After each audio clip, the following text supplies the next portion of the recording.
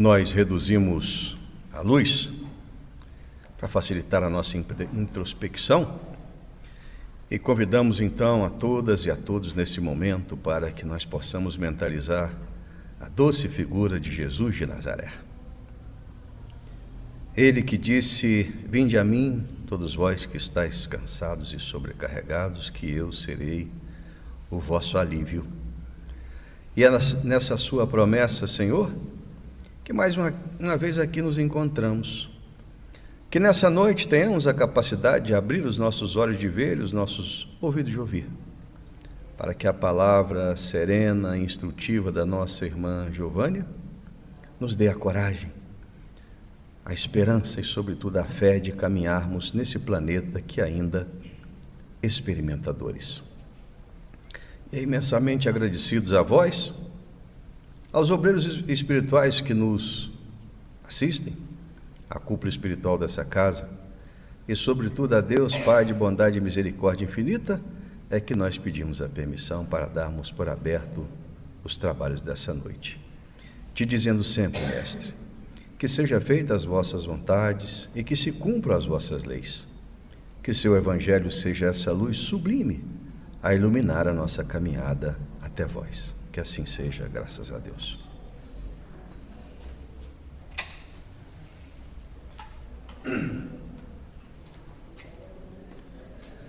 Nós teremos hoje a fala da nossa irmã Giovânia, que vai nos trazer a terceira parte da introdução da terceira obra da codificação kardeciana, o Evangelho segundo o Espiritismo.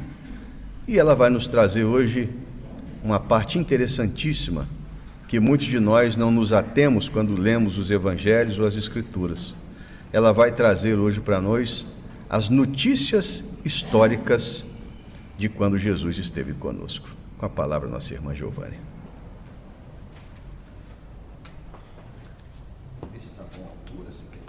Acho que sim. Deixa eu só me entender aqui com o gravador do Roberto. E aí vamos. Boa noite, queridos irmãos.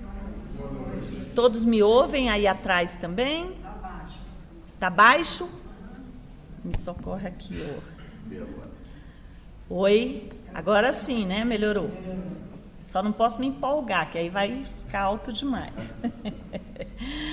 Queridos irmãos, é com grande alegria que estamos mais uma vez aqui e agradecidos imensamente a Deus, nosso Pai, pela oportunidade rica e também pela presença de cada um de vocês com os corações amorosos, né, que vem aqui somar a nós nesse momento em que nós estamos fazendo um estudo de uma obra que é de extrema importância nas nossas existências como espírito eterno, que é o Evangelho de Jesus. E mais ainda, né, porque nós estamos com o Evangelho de Jesus renascendo entre nós, ou seja, o Evangelho redivivo, o Evangelho de Jesus trazido para nós à luz da doutrina espírita, que é o Consolador prometido.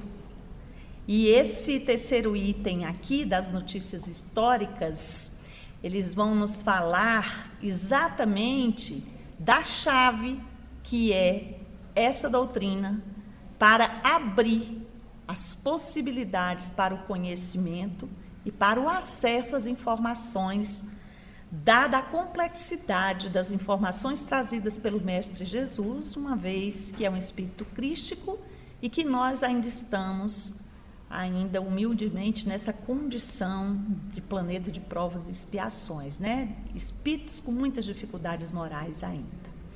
Então, o item 3 está na introdução de o livro, que é o terceiro livro da codificação kardeciana, que chama-se Evangelho, e o Evangelho aqui é segundo o Espiritismo. Por quê? Porque é segundo a informação que os Espíritos nos trouxeram. Então, a ligação, né, a chamada é de lá para cá. E nós estamos aqui com a oportunidade de analisar, porque o codificador da doutrina espírita, Allan Kardec, como nós conhecemos, ele tem uma didática excepcional para a sua comunicação do conhecimento. E ele faz isso aqui nessa introdução maravilhosamente, é claro que nós sabemos, intuído pelos bons espíritos, porque a proposta é de Deus para nós, do Mestre Jesus para nós, né? Então ele diz isso também na introdução de O Livro dos Espíritos, que ele é apenas aquele que foi possível ser utilizado para trazer, né, essa boa nova, ou seja, essa revelação, ou ainda desvendar, né, tirar o véu para que nós entendêssemos melhor a proposta do Evangelho de Jesus.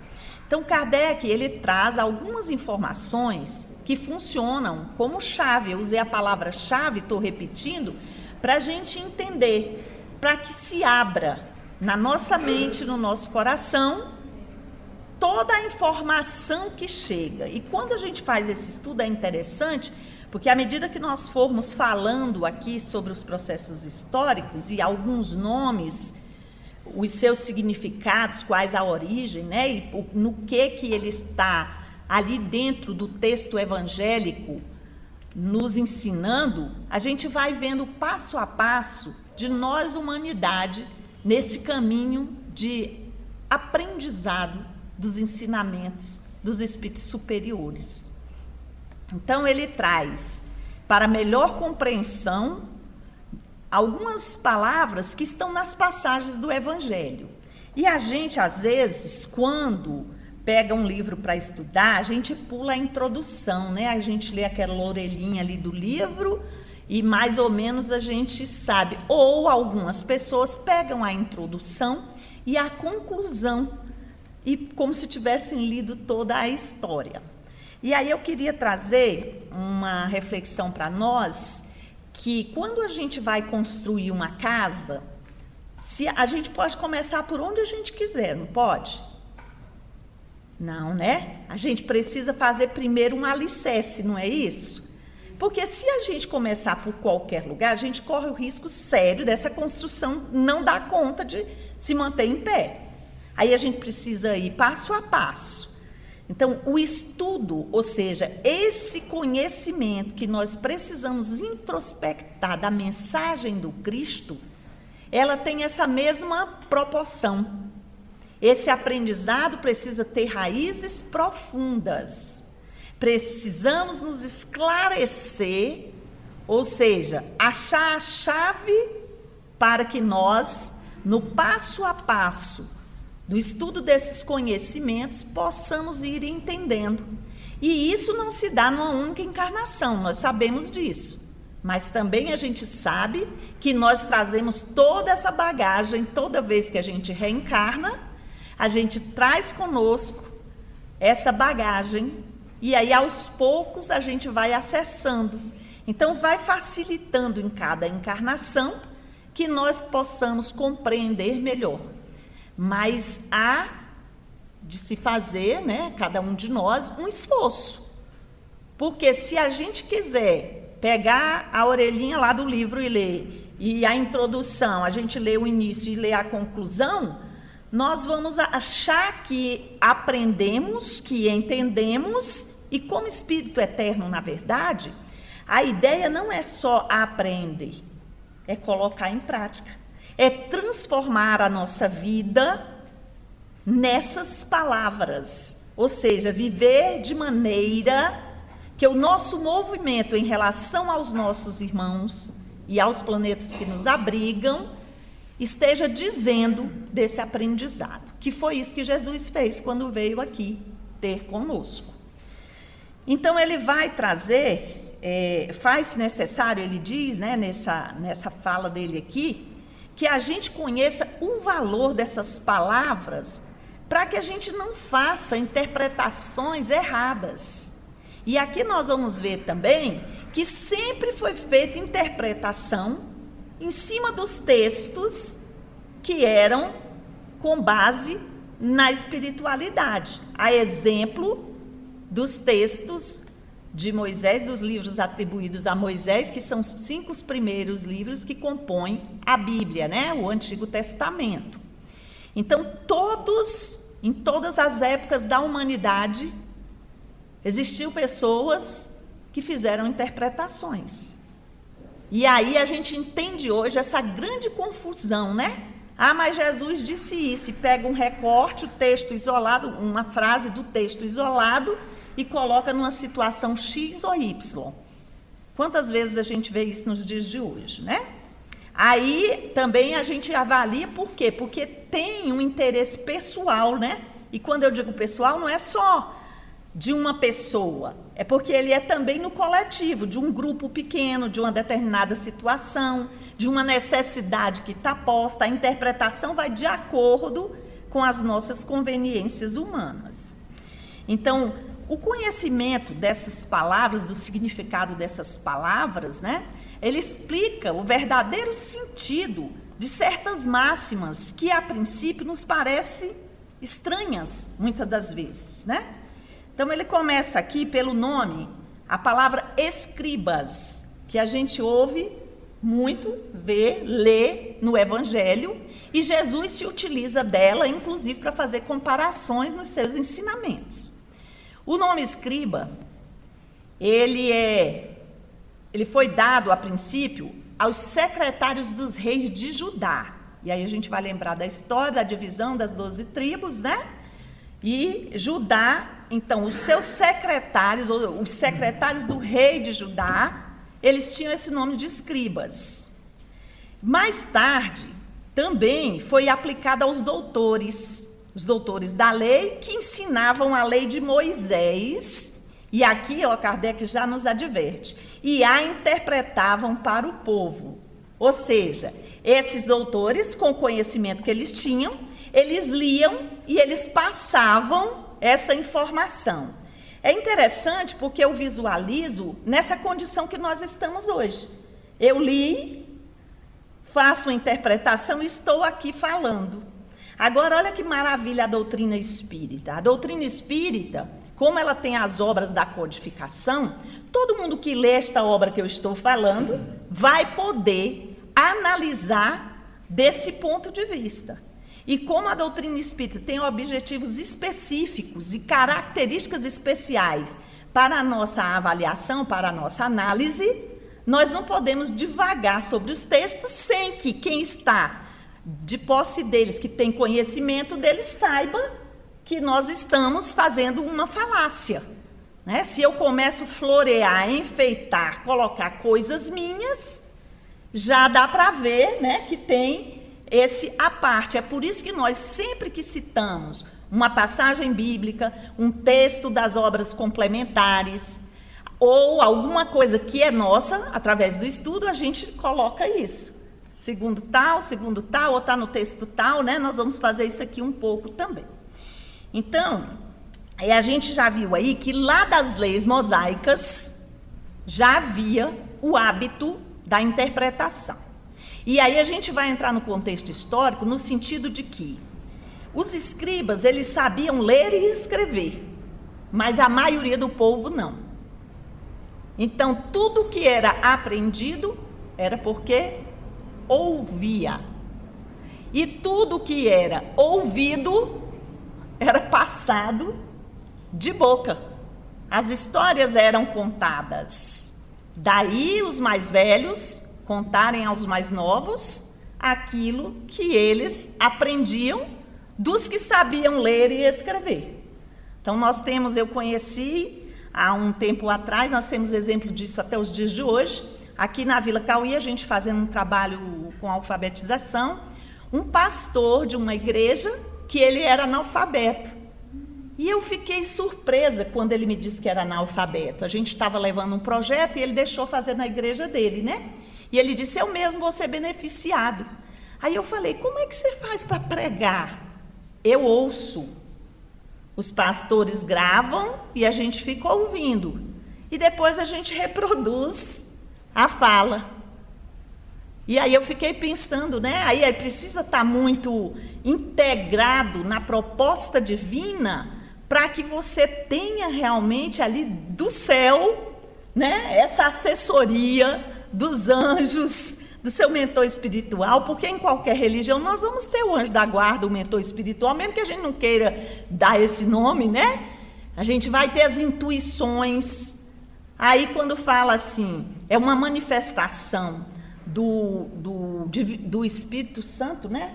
Espírito Santo, né, que é utilizado, é exatamente isso que nós estamos falando aqui. Olha lá a palavra de novo sendo colocada de uma forma que às vezes dá um entendimento, às vezes outro, né? E eles, lembrando que os nossos irmãos evangélicos, eles não acreditam no processo de reencarnação.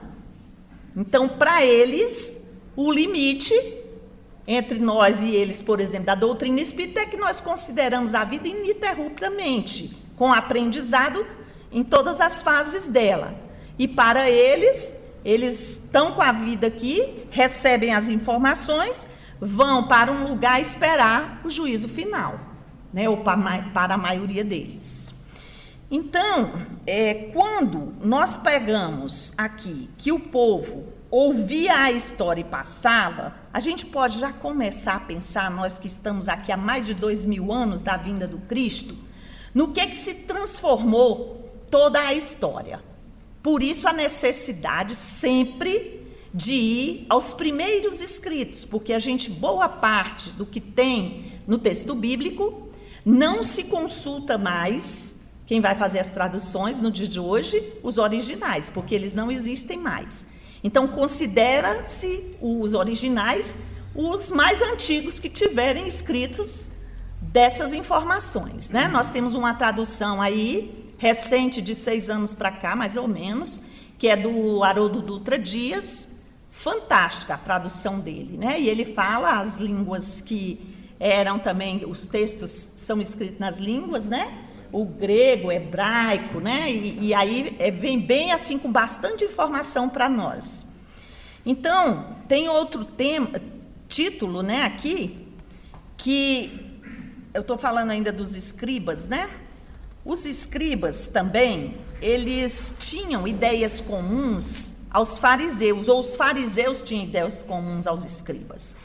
Os princípios que eles partilhavam eram os mesmos, porque eles estavam apoiados na lei mosaica traduzida, ou seja, explicada, compreendida e ensinada, repassada, né? Depois vinham os essênios, ou esseus, a gente ouve mais falar em essênios. Essênios também é uma seita judia. Interessante, né? Que a gente pensa que é um povo, quando a gente ouve, assim a gente pensa, é um povo. É um povo, sim, porque não deixa de ser um grupo de pessoas, mas não necessariamente nascidos no mesmo lugar, com a mesma nacionalidade, né? Eles eram pessoas que estavam... Essa seita ela foi fundada uns 150 anos antes de Jesus vir aqui, né? E eles habitavam uma espécie de mosteiros, formavam entre si uma associação religiosa. É interessante, porque eles começaram, e aí eu lembro da história de São Francisco, né? São Francisco começa lá na igrejinha, que ele vai reformar e tal, e aí o que acontece? Vão agregando pessoas, é esse o movimento aqui. As pessoas se agregam, só que eles têm um ideal, e esse ideal faz parte de princípios morais. Por isso eles se comportavam dessa forma. Então eles ficavam isolados em mosteiros, né? Depois, para ficarem mais fortes, eles criaram uma associação. E essa associação, claro, com várias cabeças pensantes e que podem decidir sobre as situações, tomavam posições, ou seja, aquelas que eram necessárias naquele momento, em relação àquela comunidade, principalmente aos textos, às escrituras, né? Eles se distinguiam também pelos costumes brandos, por austeras virtudes, ensinavam o amor a Deus e ao próximo, a imortalidade da alma e acreditavam na ressurreição. Então, olha só, eles acreditavam, né, na imortalidade da alma, mas a gente não vai entender que eles acreditavam na imortalidade da alma como nós entendemos hoje. Eles sabiam que a alma permanecia intacta depois da morte do corpo físico, mas eles não tinham a ideia que essa morte do corpo físico, ela era uma sequência dessa vida, dessa alma que voltaria num outro corpo, porque isso nós viemos descobrir com a doutrina espírita, né? Com essa revelação que os espíritos nos trouxeram. Então, eles eram brandos, né? Eles estavam, então, alinhados com a doutrina de Jesus.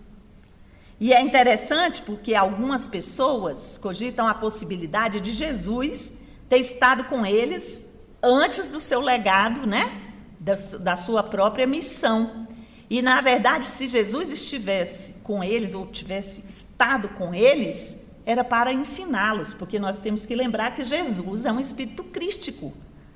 E ele veio para aqui para nos ensinar, com toda a condição de trazer os ensinamentos. Então, qualquer de nós que esteja sobre o planeta Terra está aí aprendendo a lição do Mestre Jesus. E não era diferente naquela época, lembrando sempre de que há espíritos em níveis melhores que o nosso moralmente e que vêm para somar. Então, a gente não está dizendo que não tinha nenhum espírito ali que não fosse, né, de uma hierarquia que pudesse absorver melhor.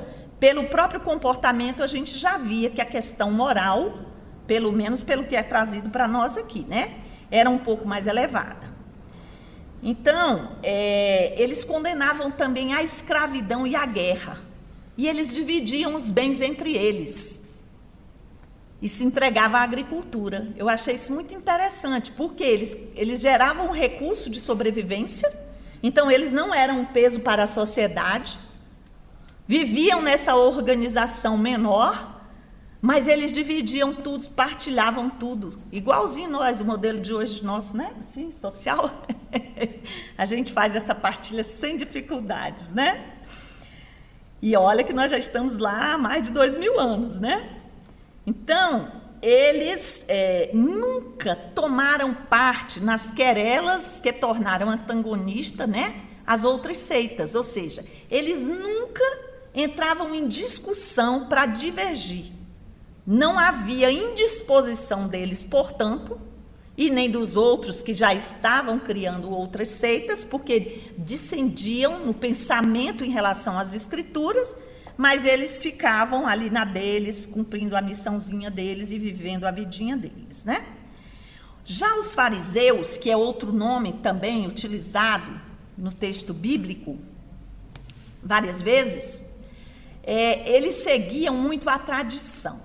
E aí, meus irmãos, é tão interessante a gente estudar, porque o que é a tradição? A gente ouve falar nisso demais, né? A tradição diz isso, principalmente nos textos bíblicos, a questão da tradição. Em que consistia isso? Consistia numa compilação das interpretações sucessivamente dadas ao sentido das Escrituras. Então, quem se apoiava na informação da tradição estava se apoiando em várias interpretações que, ao longo do tempo, as pessoas que estavam à frente daqueles movimentos tinham um entendimento e havia uma compilação disso e passava a ser o ensino vigente, posterior, né? E aí nós vamos lembrar que Paulo de Tarso, né? Também no cristianismo, na mensagem do Mestre Jesus, ele também fez isso, né, nas suas cartas. Ele adaptava a realidade de cada comunidade, fazia o contato, dando a indicação de como deveria ser o comportamento, né, se era para ser seguido Jesus, né, se era para estar nos preceitos de Jesus. Então, quando nós vemos que há dogmas, né, nas religiões, elas estão diretamente, esses dogmas estão diretamente relacionados com isso, com essas interpretações, porque a cada um a sua maneira e a adequando. A exemplo da lei de Moisés, que teve base numa lei divina, mas se constituiu para efeito social em leis humanas, porque Moisés foi um legislador de leis sociais para que aquela comunidade daquele tempo pudesse ter uma convivência, né, que desse para estar juntos, porque senão não tinha como, era olho por olho e dente por dente, como a gente sabe, né? E aí nós vamos ver que entre essas seitas, a mais influente de todas essas seitas foram as dos fariseus. E os fariseus, essa seita dos fariseus, ela foi fundada por um doutor judeu nascido na Babilônia. Então nós estamos pegando uma pessoa, né, de um outro lugar, e ele montou uma escola, e lá na escola dele, ele ensinava que só o que estava escrito nas escrituras se devia depositar fé. Não tem aqueles nossos irmãos que dizem, se tiver aqui na Bíblia, no texto bíblico, me mostre onde está isso no texto bíblico. Não tem aqueles dos nossos irmãos que decoram todo o texto bíblico para ficar falando em determinadas posições, em determinados momentos, trazendo assim complementos, às vezes consolo para as pessoas, né? Às vezes preenchendo lacunas vazias nessa constituição humana. É desse tempo que nós aprendemos a fazer isso, né? E hoje nós ainda estamos nesse exercício de aprendizado. A gente se preocupa muito mais em ensinar do que em se comportar como aprendeu ou como está aprendendo para dar o exemplo, né?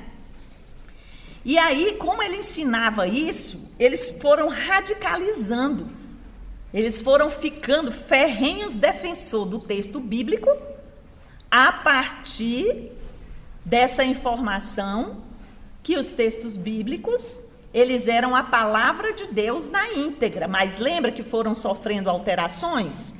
E eles continuaram enraigados nesse processo. Então, para eles, o texto, ou seja, as escrituras, elas se resumem à primeira parte dos livros atribuídos a Moisés, porque todo o resto, para eles, não há consideração que sejam as escrituras reais, né? Aí a gente diz assim, mas só fala do Antigo Testamento. Por conta disso, tá? Então, essa seita aí, a origem foi entre 180 a 200 anos antes de Cristo, viu? E aí a gente vai ter também outros nomes que estão ainda aqui, né, elencados. E a informação que a gente tem é que eles acreditavam, dessas seitas que eram variadas, eles acreditavam, algumas, na providência divina, na imortalidade da alma, na eternidade das penas, na ressurreição dos mortos, coisa que a gente acredita até hoje, né? A ressurreição, a ciência já nos mostrou que não é possível, mas nós sabemos que a reencarnação é uma realidade, né? E lá no Evangelho segundo o Espiritismo, no capítulo 4, no item 4, tem a fala da ressurreição, da reencarnação e da ressurreição, e tem a passagem de João, que está no capítulo 3 de João, no versículo de 1 a 12, que é Nicodemos questionando a Jesus, e Nicodemos era um doutor da lei, fazia essa interpretação dos textos das Escrituras, falava para as pessoas e vai questionar Jesus sem entender quando ele diz que o homem tem que nascer de novo, né? Nós conhecemos essa passagem, quem quiser faz lá a consulta no texto de João, tá? Capítulo 3, versículo 12, de 1 a 12. Então, tinha ainda, né, os nazarenos. Os nazarenos, eles faziam voto perpétuo ou temporário de guardar a perfeita pureza. Então, tinha a questão da castidade, e aí esse texto da introdução traz para nós exemplos de nazarenos como Sansão, Samuel e João Batista. O João Batista que batizou, né, Jesus, tá? Ele era chamado de nazareno. Logo depois, foram chamados também de nazarenos aqueles seguidores de Jesus, porque é Jesus de Nazaré. Então, tornaram-se nazarenos também, né? E aí depois teve uma seitazinha que não durou nada no 4º século lá, que botou o nome de Nazarenos também, mas não deu. E saiu de... Aí nós vamos ter portageiros, que não é um nome muito utilizado, mas que tem no texto bíblico. E eles eram os... fala no texto aqui do Kardec, que eles eram os arrecadadores de impostos de baixa categoria. Há muita semelhança com os dias de hoje nossos. Quem gosta aqui de pagar imposto? Todo mundo fica feliz da Silva quando entra o ano assim, né? Que a gente começa a ter que pagar IPVU, IPTA, não, IPTU, IPVA e tudo mais que vem. Era desse mesmo jeito naquela época, rapaz. Era uma confusão danada, ninguém gostava. Mas os fariseus eram os que mais criavam confusão por conta disso. E eles iam, né, ferrenhamente contra esses que chamavam de portageiros. Por quê? Porque diferente dos publicanos, os publicanos eles arrecadavam os impostos e eles eram também vistos como pessoas de má vida, mas para aquela situação social deles. Os portageiros não. Esses impostos iam direto lá para o rei, para Roma, para eles comerem aquele tanto de uva que a gente vê nos filmes, aquelas coisas bailarina, né? Aquelas regalias que existiam. Então, aí por isso que eles ficavam danados da vida, porque era um dinheiro que era desviado, né? Que a gente já não sabe. Não, hoje em dia a gente não tem esses exemplos, graças a Deus nós já mudamos muito. Então, os publicanos, como a gente falou aqui, né? Eles eram cavalheiros, arrendatários das taxas públicas, incumbidos da cobrança dos impostos e das rendas de todas as espécies. Então, tudo que fizesse movimentação, né, de valores estaria sujeito à cobrança de impostos. Igualzinho hoje o arroz, o feijão, tudo, né? Então, meus irmãos, a dominação dos fariseus, ela se deu principalmente, eles foram muito perseguidos por causa da forma de pensar diferente, mas ela se deu com a ascensão, quando o rei da Síria deu a oportunidade a eles, né? E eles ascenderam, então eles eram pessoas extremamente influentes naquela sociedade. Por isso que eles ficaram na perseguição com Jesus e que o povo os apoiou. Eles, na verdade, ficavam entre o medo e o respeito com esse grupo, né?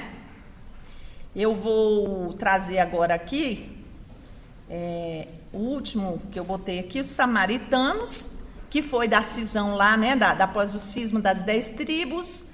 A Samaria passou a ser um lugar à parte e ela tomou providências no sentido, inclusive, religioso. Então, eles não mais frequentavam o templo de Jerusalém, que era o templo de Salomão, era o único que existia, e fizeram uma sinagoga. Daí por diante, aí a gente entende hoje um pouco dessa guerra no Oriente Médio, né? Ver essas cisões, essas decisões contrárias, até hoje a mesma raiz. E os entendimentos ainda não chegaram, né?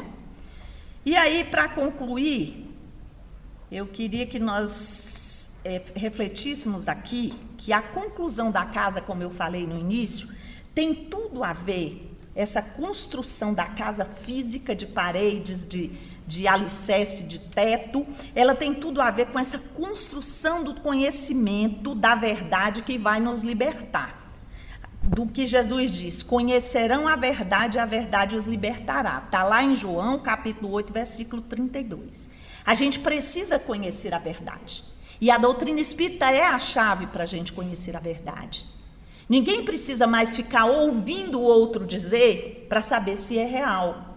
Hoje nós temos todos os recursos para buscar as informações e principalmente a oportunidade de vivenciar para saber se na prática funciona. Então é essa a nossa sugestão. Que Deus nos ampare e o Mestre Jesus seja conosco hoje e sempre. Muito obrigada. Que assim seja. Você vai pregar 2. Nós solicitamos aos nossos irmãos e irmãs médiuns, por favor, a se postarem do lado da sala.